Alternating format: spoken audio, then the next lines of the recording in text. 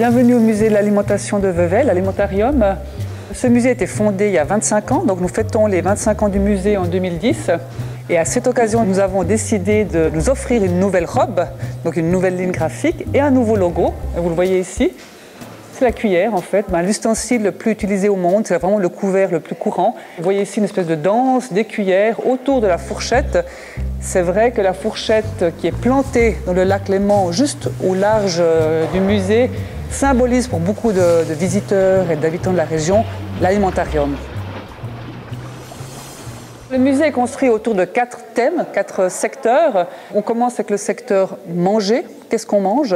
Alors on mange différemment selon les pays, selon les cultures. Les chrétiens ne vont pas manger la même chose que les musulmans, les hindous différemment. Donc c'est un peu introduire la notion de variété dans la manière de se nourrir. En Occident, on est habitué aux belles tables, une belle vaisselle, on prend son temps, on mange avec des amis, c'est vraiment un acte social. Et puis de plus en plus maintenant, il y a le fast-food qui s'impose. Et pour les jeunes, c'est absolument normal de manger rapidement, tout seul dans son coin. Alors c'est quelque chose qui était totalement inconcevable pour nos grands-parents, par exemple, où la nourriture ne se touchait pas avec les doigts, c'était extrêmement grossier.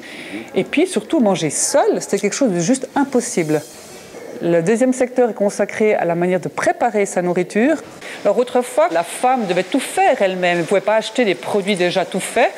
Donc elle avait un ustensile pour chaque pratiquement mets. Elle préparait elle-même du café, elle préparait elle-même des gâteaux, du poisson. Donc elle avait une batterie de cuisine énorme justement pour pouvoir préparer tous ces plats. C'est souvent les femmes qui étaient en cuisine pratiquement tout le jour, mais ce sont les hommes qui ont inventé des machines, des ustensiles pour aider les femmes. Entre les conserves, préparer la nourriture, 3 repas par jour, c'était vraiment un travail à plein temps. Et donc les hommes ont inventé des machines, des ustensiles pour les aider.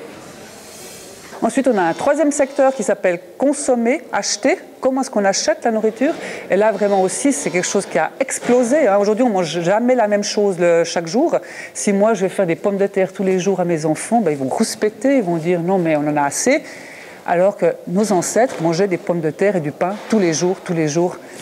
Et alors qu'aujourd'hui, on veut de la variété. Alors on consomme complètement différemment qu'il y a juste 100 ans en arrière. Le quatrième secteur, qui est plus interactif, s'appelle digérer et il s'intéresse à quoi sert cette nourriture qu'on mange. Comment est-ce qu'elle est, en guillemets, exploitée. Alors c'est interactif dans le sens qu'il y a des jeux, on peut goûter, c'est pour tester notre odorat, notre goût.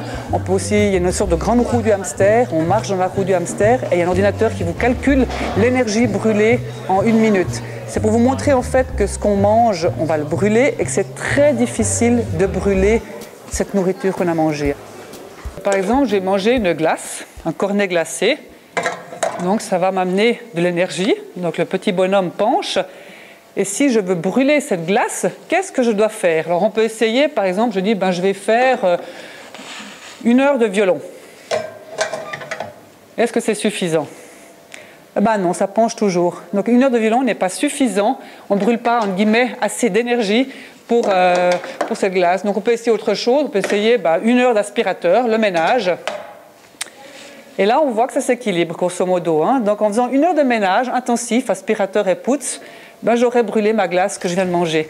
Donc ça, c'est les 4 secteurs principaux. Et puis on a deux secteurs un peu plus marginaux, mais qui sont liés au musée. D'abord le jardin.